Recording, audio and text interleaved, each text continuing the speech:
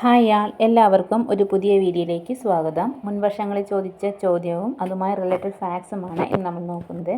ക്വസ്റ്റ്യനിലേക്ക് പോവാം. ഇന്ത്യ ഗവൺമെൻറ്റിന് ഏറ്റവും കൂടുതൽ വരുമാനം ലഭിക്കുന്ന നികുതി. ഇന്ത്യ ഗവൺമെൻറ്റിന് ഏറ്റവും കൂടുതൽ വരുമാനം ലഭിക്കുന്ന നികുതി എക്സൈസ് നികുതി. കേന്ദ്ര ഗവൺമെൻറ്റിൻ്റെ പ്രധാന വരുമാന മാർഗം കോർപ്പറേറ്റ് നികുതി. കേന്ദ്ര ഗവൺമെൻറ്റിൻ്റെ പ്രധാന വരുമാന മാർഗം കോർപ്പറേറ്റ് നികുതി. നിലവിൽ എക്സൈസ് നികുതി വരുമാനത്തിൽ രണ്ടാം സ്ഥാനത്താണ്. നികുതി ചുമത്തപ്പെട്ടയാൾ നേരിട്ട് നൽകുന്ന നികുതിയാണ് പ്രത്യക്ഷ നികുതി എന്ന് പറയുന്നത്. നികുതി ചുമത്തപ്പെട്ടയാൾ നേരിട്ട് നൽകുന്ന നികുതിയാണ് പ്രത്യക്ഷ നികുതി. പ്രത്യക്ഷ നികുതിക്ക് ഉദാഹരണങ്ങളാണ് ആദായ നികുതി, കെട്ടിട നികുതി, തൊഴിൽ നികുതി, വാഹന നികുതി, ഭൂനികുതി എന്നിവ. അപ്പോൾ പ്രത്യക്ഷ നികുതികൾക്ക് ഉദാഹരണം ആദായ നികുതി, കെട്ടിട നികുതി, തൊഴിൽ നികുതി, വാഹന നികുതി, ഭൂനികുതി. അപ്പോൾ കേന്ദ്ര ഗവൺമെൻറ്റിൻ്റെ പ്രധാന വരുമാന മാർഗം എന്ന് പറയുന്നത് കോർപ്പറേറ്റ് നികുതി. നിലവിൽ എക്സൈസ് നികുതി വരുമാനത്തിൽ രണ്ടാം സ്ഥാനത്താണ്. നികുതി ചുമത്തപ്പെട്ടയാൾ നേരിട്ട് നൽകുന്ന നികുതിയാണ് പ്രത്യക്ഷ നികുതി. ആദായ നികുതി, കെട്ടിട നികുതി, തൊഴിൽ നികുതി, വാഹന നികുതി, ഭൂനികുതി എന്നിവ പ്രത്യക്ഷ നികുതികൾക്ക് ഉദാഹരണമാണ്. ഒരാളുടെ മേൽ ചുമത്തപ്പെടുന്ന നികുതി പൂർണ്ണമായോ ഭാഗികമായോ മറ്റൊരാൾ നൽകേണ്ടി വരുന്നതാണ് പരോക്ഷ നികുതി. ഒരാളുടെ മേൽ ചുമത്തപ്പെടുന്ന നികുതി പൂർണ്ണമായോ ഭാഗികമായോ മറ്റൊരാൾ നൽകേണ്ടി വരുന്നതാണ് പരോക്ഷ നികുതി. പരോക്ഷ നികുതികൾക്ക് ഉദാഹരണമാണ് എക്സൈസ് നികുതി, വിൽപ്പന നികുതി. എക്സൈസ് നികുതിയും വിൽപ്പന നികുതിയും എന്നിവ പ്രധാന പരോക്ഷ നികുതികളാണ്. ഇന്ത്യയിൽ മൂല്യവർദ്ധിത നികുതി വാറ്റ് നിലവിൽ വന്നത് 2005 ഏപ്രിൽ 1. ഇന്ത്യയിൽ മൂല്യവർദ്ധിത നികുതി വാറ്റ് നിലവിൽ വന്നത് 2005 ഏപ്രിൽ 1. മൂല്യവർദ്ധിത നികുതി ഏർപ്പെടുത്തിയ ആദ്യ രാജ്യം ഫ്രാൻസ് 1954. മൂല്യവർദ്ധിത നികുതി വാറ്റ് ഏർപ്പെടുത്തിയ ആദ്യ രാജ്യം 1954 ഫ്രാൻസ്.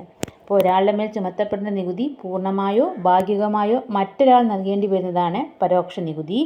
എക്സൈസ് നികുതി, വിൽപ്പന നികുതി എന്നിവ പ്രധാന പരോക്ഷ നികുതികളാണ്. ഇന്ത്യയിൽ മൂല്യവർദ്ധിത നികുതി വാറ്റ് നിലവിൽ വന്നത് 2005 ഏപ്രിൽ 1.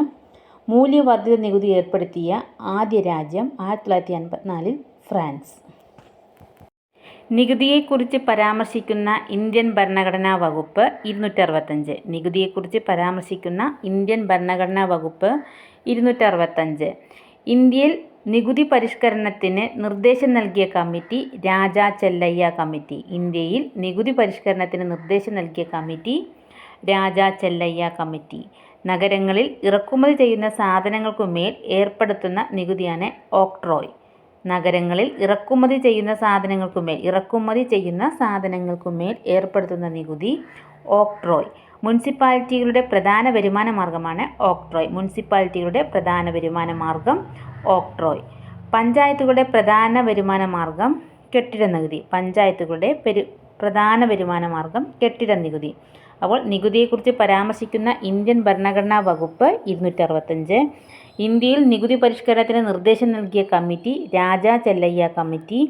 നഗരങ്ങളിൽ ഇറക്കുമതി ചെയ്യുന്ന സാധനങ്ങൾക്കുമേൽ ഏർപ്പാടാക്കുന്ന നികുതി ഓക്ട്രോയ്. മുനിസിപ്പാലിറ്റികളുടെ പ്രധാന വരുമാന മാർഗം ഓക്ട്രോയ്. പഞ്ചായത്തുകളുടെ പ്രധാന വരുമാന മാർഗം കെട്ടിട നികുതി. സംസ്ഥാന ഗവൺമെൻറ്റിൻ്റെ പ്രധാന വരുമാന മാർഗം വിൽപ്പന നികുതി. ഭൂനികുതി അടയ്ക്കേണ്ടത് വില്ലേജ് ഓഫീസിൽ. തൊഴിൽ നികുതി, കെട്ടിട നികുതി എന്നിവ അടയ്ക്കേണ്ടത് പഞ്ചായത്ത് ഓഫീസിൽ. കൊഴുപ്പ് നികുതി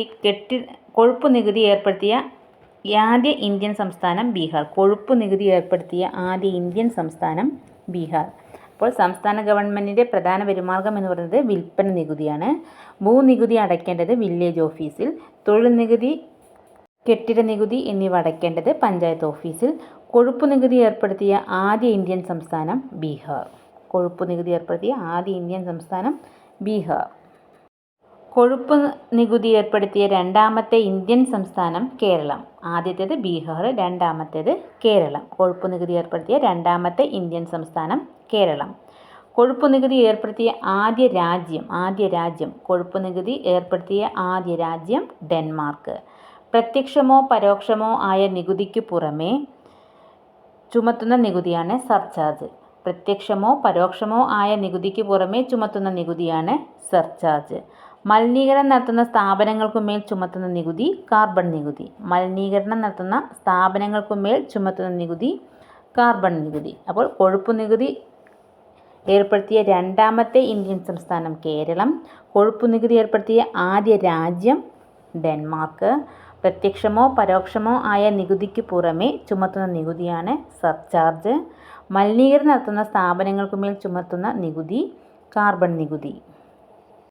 കാർബൺ നികുതി ഏർപ്പെടുത്തിയ ആദ്യ രാജ്യം ന്യൂസിലാൻഡ്. കാർബൺ നികുതി ഏർപ്പെടുത്തിയ ആദ്യ രാജ്യം ന്യൂസിലാൻഡ്. പ്രാതിനിധ്യമില്ലാതെ നികുതിയില്ല എന്ന മുദ്രാവാക്യം എന്തുമായി ബന്ധപ്പെട്ടിരിക്കുന്നു? അമേരിക്കൻ സ്വാതന്ത്ര്യസമരം. പ്രാതിനിധ്യമില്ലാതെ നികുതിയില്ല എന്ന മുദ്രാവാക്യം എന്തുമായി ബന്ധപ്പെട്ടിരിക്കുന്നു? അമേരിക്കൻ സ്വാതന്ത്ര്യസമരം. നികുതിയെക്കുറിച്ച് പരാമർശമുള്ള പ്രാചീന ഇന്ത്യൻ കൃതികളാണ് മനുസ്മൃതി, അർത്ഥശാസ്ത്രം. നികുതിയെക്കുറിച്ച് പരാമർശമുള്ള പ്രാചീന ഇന്ത്യൻ കൃതികളാണ് മനുസ്മൃതി, അർത്ഥശാസ്ത്രം. സുൽത്താൻ ഭരണകാലത്ത് ഇസ്ലാമിക വിശ്വാസികളല്ലാത്തവരുടെ മേൽ ചുമത്തിയിരുന്ന നികുതി ജസിയ. സുൽത്താൻ ഭരണകാലത്ത് ഇസ്ലാമിക വിശ്വാസികളല്ലാത്തവരുടെ മേൽ ചുമത്തിയിരുന്ന നികുതി ജസിയ. അപ്പോൾ കാർബൺ നികുതി ഏർപ്പെടുത്തിയ ആദ്യ രാജ്യം ന്യൂസിലാൻഡ്. പ്രാതിനിധ്യമില്ലാതെ നികുതിയില്ല എന്ന മുദ്രാവാക്യം അമേരിക്കൻ സ്വാതന്ത്ര്യസമരവുമായി ബന്ധപ്പെട്ടിരിക്കുന്നു. നികുതിയെക്കുറിച്ച് പരാമർശമുള്ള പ്രാചീന ഇന്ത്യൻ കൃതികളാണ് മനുസ്മൃതി, അർത്ഥശാസ്ത്രം. സുൽത്താൻ ഭരണകാലത്ത് ഇസ്ലാമിക വിശ്വാസികളല്ലാത്തവരുടെ മേൽ ചുമത്തിയിരുന്ന നികുതി ജസിയ. ജസിയ ഏർപ്പെടുത്തിയത് ഫിറോസ് ഷാ തുഗ്ലക്. ജസിയ ഏർപ്പെടുത്തിയത് ഫിറോസ് ഷാ തുഗ്ലക്. ജസിയ പിൻവലിച്ച മുഗൾ ഭരണാധികാരി അക്ബർ. ജസിയ പിൻവലിച്ച മുഗൾ ഭരണാധികാരി അക്ബർ. ജസിയ പുനഃസ്ഥാപിച്ച മുഗൾ ഭരണാധികാരി ഔറംഗസേബ്. ജസിയ പുനഃസ്ഥാപിച്ച മുഗൾ ഭരണാധികാരി ഔറംഗസേബ്. മറാത്ത സാമ്രാജ്യത്തിൽ നിലനിന്നിരുന്ന നികുതികളാണ് ചൗത്ത്, സർദേശ് മുഖി. മറാത്ത സാമ്രാജ്യത്തിൽ നിലനിന്നിരുന്ന നികുതികളാണ് ചൗത്ത്, സർദേശ് മുഖി. അപ്പോൾ ജസിയ ഏർപ്പെടുത്തിയത് ഫിറോസ് ഷാ തുഗ്ലക്. ജസിയ പിൻവലിച്ച മുഗൾ ഭരണാധികാരി അക്ബർ. ജസിയ പുനഃസ്ഥാപിച്ച മുഗൾ ഭരണാധികാരി ഔറംഗസേബ്. മറാത്ത സാമ്രാജ്യത്തിൽ നിലനിന്നിരുന്ന നികുതികളാണ് ചൗത്ത്, സർദേശ് മുഖി. എന്താണ് GST? ദേശീയ സംസ്ഥാന തലങ്ങളിലായി നിലനിന്നിരുന്ന വിവിധ തരം പരോക്ഷ നികുതികൾക്കു പകരം ദേശീയ തലത്തിൽ ഏർപ്പെടുത്തുന്ന ഏകീകൃതവും പരോക്ഷവുമായ മൂല്യവർദ്ധിത നികുതിയാണ് GST. ദേശീയ സംസ്ഥാന തലങ്ങളിലായി നിലനിന്നിരുന്ന വിവിധ തരം പരോക്ഷ നികുതികൾക്കു പകരം ദേശീയ തലത്തിൽ ഏർപ്പെടുത്തുന്ന ഏകീകൃതവും പരോക്ഷവുമായ മൂല്യവർദ്ധിത നികുതിയാണ് GST. GSTയുടെ പൂർണ്ണ രൂപം എന്ന് പറഞ്ഞാൽ goods and service tax, GST. അപ്പോൾ ദേശീയ സംസ്ഥാന തലങ്ങളിലായി നിലനിന്നിരുന്ന വിവിധതരം പരോക്ഷ നികുതികൾക്കു പകരം ദേശീയ തലത്തിൽ ഏർപ്പെടുത്തുന്ന ഏകീകൃതവും പരോക്ഷവുമായ മൂല്യവർദ്ധിത നികുതിയാണ് GST. GSTയുടെ പൂർണ്ണരൂപം ഗുഡ്സ് ആൻഡ് സർവീസ് ടാക്സ്. ഇന്ത്യയിൽ GST നിലവിൽ വന്നത് 2017 ജൂലൈ 1. ഇന്ത്യയിൽ GST നിലവിൽ വന്നത് 2017 ജൂലൈ 1. GSTയുടെ ആപ്തവാക്യം, മോട്ടോ എന്ന് പറയുന്നത്, GSTയുടെ ആപ്തവാക്യം എന്ന് പറയുന്നത് one nation one tax one market. One nation one tax one market. GSTയുടെ ആപ്തവാക്യം one nation one tax one market. GST നടപ്പിലാക്കിയ ആദ്യ രാജ്യം 1954 ഫ്രാൻസ്. GST നടപ്പിലാക്കിയ ആദ്യ രാജ്യം ഫ്രാൻസ് 1954. GST നടപ്പിലാക്കാൻ എത്ര സംസ്ഥാനങ്ങളുടെ അംഗീകാരം ആവശ്യമാണ്? 16. GST നടപ്പിലാക്കാൻ 16 സംസ്ഥാനങ്ങളുടെ അംഗീകാരം ആവശ്യമാണ്. അപ്പോൾ ഇന്ത്യയിൽ GST നിലവിൽ വന്നത് 2017 ജൂലൈ 1. GSTയുടെ ആപ്തവാക്യം one nation one tax one market. GST നടപ്പിലാക്കിയ ആദ്യ രാജ്യം ഫ്രാൻസ് 1954. GST നടപ്പിലാക്കാൻ എത്ര സംസ്ഥാനങ്ങളുടെ അംഗീകാരം ആവശ്യമാണ്? 16. GST നിയമം പാസാക്കിയ ആദ്യ ഇന്ത്യൻ സംസ്ഥാനം ആസാം. GST നിയമം പാസാക്കിയ ആദ്യ ഇന്ത്യൻ സംസ്ഥാനം ആസാം. GST നിയമം പാസാക്കിയ രണ്ടാമത്തെ സംസ്ഥാനം ബീഹാർ. GST നിയമം പാസാക്കിയ 16ാമത്തെ സംസ്ഥാനം ഒറീസ. GST നിയമം പാസാക്കിയ 16ാമത്തെ സംസ്ഥാനം ഒറീസ. അപ്പോൾ GST നിയമം പാസാക്കിയ ആദ്യ ഇന്ത്യൻ സംസ്ഥാനം ആസാം. രണ്ടാമത്തെ സംസ്ഥാനം ബീഹാർ. 16ാമത്തെ സംസ്ഥാനം ഒറീസ. ജി എസ് ടിയുമായി ബന്ധപ്പെട്ട ഭരണഘടനാ ഭേദഗതി 101. ജി എസ് ടിയുമായി ബന്ധപ്പെട്ട ഭരണഘടനാ ഭേദഗതി 101.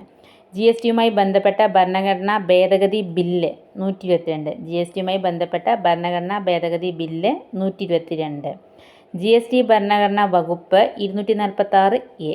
ജി എസ് ടി ഭരണഘടനാ വകുപ്പ് 246 എ. അപ്പോൾ ജി എസ് ടിയുമായി ബന്ധപ്പെട്ട ഭരണഘടനാ ഭേദഗതി 101. ജി എസ് ടിയുമായി ബന്ധപ്പെട്ട ഭരണഘടനാ ഭേദഗതി ബില്ല് 122. ജി എസ് ടി ഭരണഘടനാ വകുപ്പ് 246 എ.